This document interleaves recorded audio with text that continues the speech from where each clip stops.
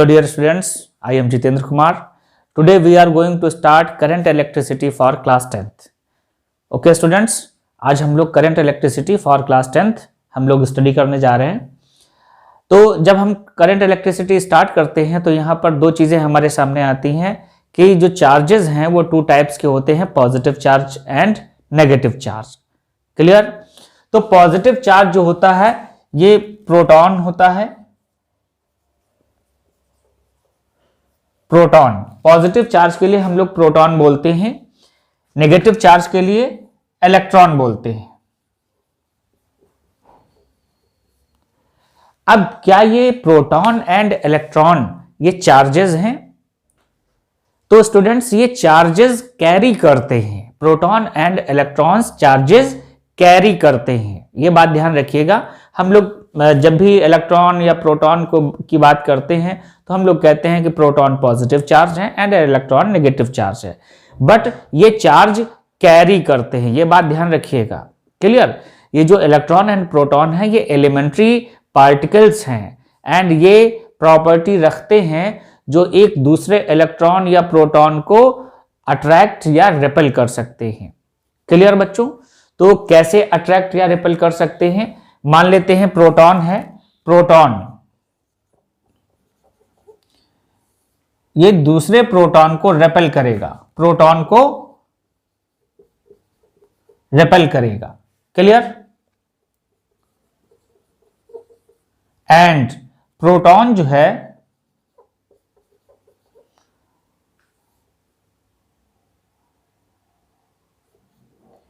Electron को attract करेगा। Clear?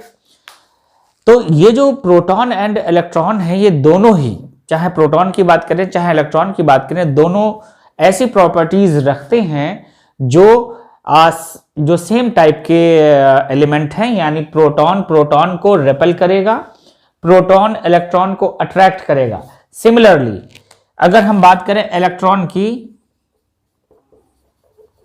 तो ये इलेक्ट्रॉन दूसरे इलेक्ट्रॉन को जो है क्या करेगा?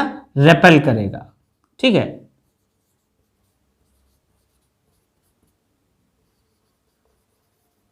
क्लियर? तो ये ध्यान देने की बात है बच्चों। ठीक है? अब दोनों जो होते हैं, प्रोटॉन की बात करें या इलेक्ट्रॉन की बात करें, दोनों ही पार्टिकल्स पे सेम अमाउंट का चार्ज होता है बट अपोजिट इन नेचर होता है। ध्यान दीजिएगा, चार्ज ऑन इलेक्ट्रॉन और proton, this equals to 1.6 into 10 to the power -19 coulomb. बात समझे बच्चों?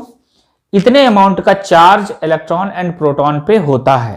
ये मैग्नीट्यूड में है एंड नेचर में इलेक्ट्रॉन पे जो चार्ज है और जो प्रोटॉन पे चार्ज है दोनों के नेचर अपोजिट होते हैं। एंड हम लोग ऐसा कहते हैं कि अगर एक इलेक्ट्रॉन के चार्ज को प्रोटॉन के चार्ज के इक्वल हम आपस में मिलाकर रख दें तो वो न्यूट्रल कर देते हैं। इसलिए मैथमेटिकली अगर हम बात करें तो वो एक दूसरों को न्यूट्रल कर देंगे यानी जीरो कर देंगे। इसलिए हम लोग एक पार्टिकल पे चार्ज पॉजिटिव एज्यूम करते हैं, दूसरे पार्टिकल पे चार्ज नेगेटिव एज्यूम करते हैं। तो जो एज्यूम किया गया है वो ये एज्यूम किया गया है कि भाई प्रोटॉन के ऊपर पॉजिटिव चार्ज होगा एंड इलेक्ट्रॉन के ऊपर नेगेटिव चार्ज होगा। Clear students? किसी बॉडी के ऊपर अगर चार्ज है तो चार्ज को हम लोग कैसे डिनोट करते हैं? चार्ज जो होता है उसको हम लोग कैपिटल Q से डिनोट करते हैं एंड ये डिपेंड करता है कि ये चार्ज कैसा है, पॉजिटिव है या नेगेटिव है। उसके लिए हम लोग लेते हैं N। N means number of particles, electron या प्रोटॉन E से रिप्रेजेंट करते हैं, N into E। Q equals to N into E। E जो होता है दिस इज, इसको हम लोग एलिमेंट्री चार्ज मान लेते हैं और इसकी value means E equals to 1.6 into 10 to the power -19 coulomb. तो ये एलिमेंट्री चार्ज बोला जाता है और अगर ये पॉजिटिव होगा तो प्रोटॉन का चार्ज हो जाएगा, नेगेटिव होगा तो इलेक्ट्रॉन का चार्ज हो जाएगा। Clear students? Unit of charge, unit of charge क्या होती है? Unit of charge, this is coulomb.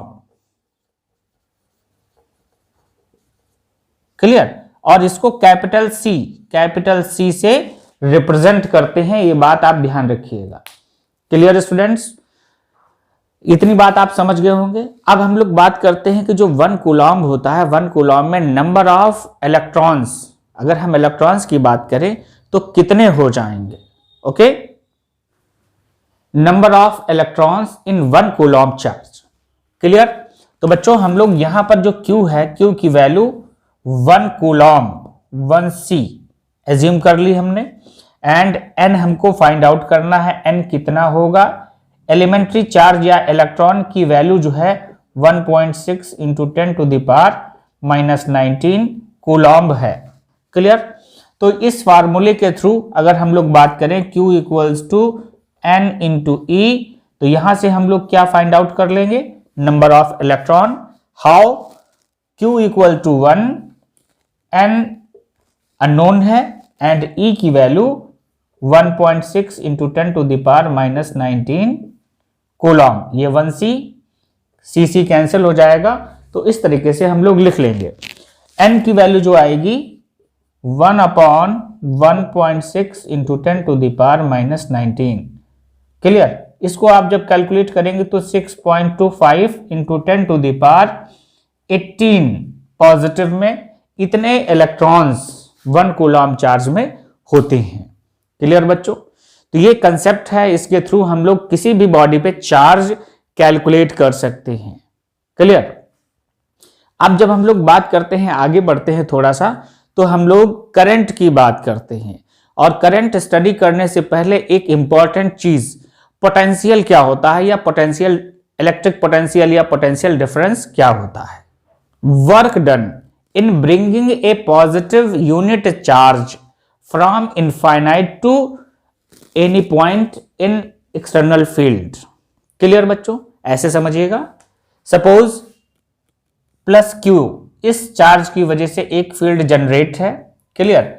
और इस चार्ज से R डिस्टेंस पे, ये R डिस्टेंस पे हम एक पॉजिटिव यूनिट पॉजिटिव चार्ज को इनफाइनाइट से लेकर के आते हैं, तो उसको इनफाइनाइट से लेकर इस पॉइंट तक आने में जो वर्क डन करना पड़ेगा, ये पॉजिटिव चार्ज है, यूनिट पॉजिटिव चार्ज, तो जो वर्क डन करना पड़ेगा वो हमारा पोटेंशियल के इक्वल हो जाता है, या इसको हम ऐसे भी लिख सकते हैं, जो टोटल वर्क डन करना पड़ रहा है उस वर्क डन को इस चार्ज से Q0 से डिवाइड कर दें, तो दिस इज पोटेंशियल। क्लियर? तो इसलिए यहां पर हम लोग जो बात करते हैं, जो पॉजिटिव चार्ज होता है यूनिट पॉजिटिव चार्ज बोल सकते हैं। यूनिट पॉजिटिव चार्ज का मतलब 1 होता है, तो उस केस में जो वर्क डन होता है वो पोटेंशियल के इक्वल हो जाता है। अदरवाइज वर्क डन को हम लोग पोटेंशियल को हम लोग वर्क डन अपॉन चार्ज लिखते हैं। ये हमारा फार्मूला हो जाता है, एंड इसकी यूनिट जो होती है वो वोल्ट होती है। क्लियर? इसकी SI यूनिट वोल्ट होती है। ओके, तो इस तरीके से हम लोग पोटेंशियल की बात करते हैं। पोटेंशियल डिफरेंस क्या होता है? पोटेंशियल डिफरेंस, तो पोटेंशियल डिफरेंस की जब हम लोग बात करते हैं, तो यहां पर जो चार्ज होता है एक्सटर्नल इलेक्ट्रिक फील्ड में एक पॉइंट से दूसरे पॉइंट तक मूव कराते हैं, और वहां पर जो वर्क डन मिलता है उस वर्क डन को चार्ज से, यानी जो चार्ज का अमाउंट है उससे डिवाइड कर देते हैं, तो हमको पोटेंशियल डिफरेंस मिल जाता है। पोटेंशियल डिफरेंस जो होता है वो हम ऐसे कैलकुलेट करते हैं, एक पॉइंट से दूसरे पॉइंट तक अगर हम किसी चार्ज को मूव कराते हैं, सपोज A टू B हम मूव करा रहे हैं, तो जो पोटेंशियल डिफरेंस होता है, potential difference means VA minus VB। Clear? इस तरीके से, यानी A पॉइंट पे जो पोटेंशियल था एंड B पर जो पोटेंशियल है, इसका डिफरेंस पोटेंशियल डिफरेंस होता है, and this equals to the work done from A to B WAB upon charge. Clear? ये फार्मूला हम लोग यूज कर सकते हैं पोटेंशियल डिफरेंस के लिए। ये पोटेंशियल डिफरेंस का मीनिंग होता है। क्लियर बच्चों? अब हम लोग बात करेंगे करंट इलेक्ट्रिसिटी, यानी जो करंट होती है, करंट क्या चीज होती है। तो बच्चों बहुत सिंपल सी चीज है कि rate of flow of charge equals to current, means rate of flow of charge को हम लोग करंट बोलते हैं। अब एक बात हमारे सामने आती है बच्चों, suppose this is metallic rod या आयरन रॉड। ये आयरन रॉड अगर हम एज्यूम कर लें तो हम ये कहेंगे कि इसमें करंट कैसे फ्लो होगी। बात समझे आप, इसमें करंट कैसे फ्लो होगी। तो ये जो रॉड है, इस रॉड में नंबर ऑफ इलेक्ट्रॉन्स यानी नंबर ऑफ फ्री इलेक्ट्रॉन्स जो कि उसके लिए रिस्पॉन्सिबल है करंट फ्लो करने के लिए। अब यहां पर एक बात और हमारे सामने आ जाती है कि भाई हमने ये इस प्लास्टिक पेन को रॉड क्यों बोला। ठीक है बच्चों, तो करंट फ्लो करने के लिए हमारे पास दो बातें होती हैं कि जो मैटर है वो कंडक्टर है या इंसुलेटर है। ठीक है, तो यहां पर हम लोग कंडक्टर या इंसुलेटर की बात अगर करते हैं तो ये प्लास्टिक पेन है, इसलिए एक इंसुलेटर है। एंड अगर ये आयरन रॉड या मेटालिक रॉड हो जाएगी तो ये कंडक्टर हो जाएगा। क्यों हो जाएगा? बिकॉज जो प्लास्टिक पेन है इसमें नंबर ऑफ फ्री इलेक्ट्रॉन्स बहुत ही कम होते हैं, इसलिए इसमें करंट फ्लो नहीं कर सकती है। क्लियर? जो आयरन रॉड होती है उसमें नंबर ऑफ फ्री इलेक्ट्रॉन्स बहुत ज्यादा होते हैं, इसलिए उसमें करंट इजीली फ्लो कर सकती है। या यूं कह लीजिए कि किसी भी मेटल में नंबर ऑफ फ्री इलेक्ट्रॉन्स बहुत ज्यादा होते हैं, इसलिए उसमें करंट बहुत इजीली फ्लो करती है और उसको हम लोग कंडक्टर बोलते हैं। क्लियर? तो स्टूडेंट्स, किसी मेटल में करंट फ्लो कराने के लिए, suppose this is metallic rod, तो इसमें करंट फ्लो कराने के लिए हमें क्या करना पड़ेगा? हमको इसके एंड्स, ये जो एंड्स हैं, इनके बीच में पोटेंशियल डिफरेंस जनरेट करना पड़ेगा, यानी इसको पोटेंशियल देना पड़ेगा। और पोटेंशियल देंगे तभी इस रॉड में, यानी इस मेटालिक रॉड में करंट फ्लो करेगी। तो हम डायग्राम बना रहे हैं और डायग्राम के थ्रू इस बात को समझेंगे। ओके स्टूडेंट्स, ये हमारे पास मेटालिक रॉड है, यहां पर हमने कोई भी पोटेंशियल अप्लाई नहीं किया है। तो यहां पर आप देखेंगे कि जो इलेक्ट्रॉन्स हैं ये डिफरेंट डायरेक्शंस में मूव करते हैं। क्लियर? और जैसे ही हम जो पोटेंशियल डिफरेंस है वो जनरेट करते हैं, यानी इस एंड को पॉजिटिव चार्ज देते हैं, इस एंड को नेगेटिव चार्ज देते हैं। क्लियर? या यूं कह लीजिए इसको हम पॉजिटिव पोटेंशियल देते हैं, नेगेटिव पोटेंशियल देते हैं। तो जो इलेक्ट्रॉन्स जो होते हैं, इलेक्ट्रॉन के ऊपर नेगेटिव चार्ज होता है और ये पॉजिटिव पोटेंशियल की तरफ मूव करना स्टार्ट कर देते हैं। और जैसे ही ये मूव करना स्टार्ट कर देते हैं, इस मेटल में करंट फ्लो करने लगती है। तो इस वजह से जो सिंपल हमारे पास रॉड होती है, जैसे ये मेटल रॉड है, ये हमको करंट नहीं लगेगा। बट जैसे ही इसको हम इसके एंड्स पे पोटेंशियल जनरेट कर देते हैं तो उससे क्या होता है, इसमें करंट फ्लो करने लगती है और फिर ये हमको करंट मार सकती है। ओके बच्चों, यानी इससे करंट हमें लग सकता है, तो इससे हमें दूर रहना चाहिए। ओके, तो ये करंट का कंसेप्ट है और इसका जो सिंपली हम लोग डेफिनेशन जो पढ़ते हैं, rate of flow of charge through any area of cross section बोल सकते हैं आप। तो वो हमारा करंट की डेफिनेशन हो जाती है। आप लोग बुक से इजीली पढ़ सकते हैं। हम लोग जो समझ रहे हैं इसको पर ध्यान देना बहुत जरूरी है। ओके बच्चों, तो ये हमारा करंट का कंसेप्ट हो जाता है। उसके बाद में एक छोटी सी चीज और समझ लीजिए कि हम लोग जो घरों में करंट यूज करते हैं वो कौन सी करंट होती है, एसी होती है या डीसी होती है। तो जो घरों में हम लोग करंट यूज करते हैं तो बच्चों बताइए कौन सी होती है? किसी को पता है? एसी होती है या डीसी होती है? नाम तो सुना ही होगा आपने बच्चों। क्लियर? तो घरों में जो हम लोग करंट यूज करते हैं, एसी करंट यूज करते हैं, डीसी करंट यूज नहीं करते हैं जनरली।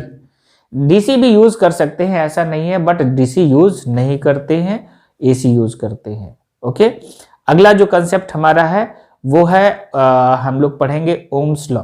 ओके,